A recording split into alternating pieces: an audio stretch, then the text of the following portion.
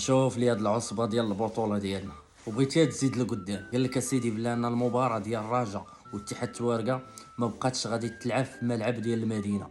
عرفتي فين غيصيفطوها؟ غيصيفطوها الخميسات. وانت زعما يلاه لعبتي كاس افريقيا وصوره واعره وداك الشيء والاضواء ديال الملاعب.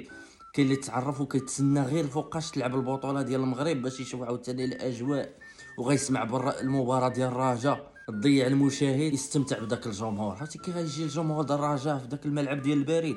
داك الشيء اوروبي. ولا حتى يجي البراني عاوتاني. الحمد لله المباراه ديال اتحاد طنجه مع الكوكب يتلعبوا في الملعب الكبير ديال طنجه. اما راه هذه السيمانه راه كانوا شويه غيلعبوا في ملعب القرب. شنو الا كنتو خايفين باللي ان راه شي حاجه؟ راه بنادم دابا راه شاف، راه هي واحد دار شي حاجه راه الكاميرا راه كاينين. راه بنادم شافر كره وتصور ما عنده ما يدير.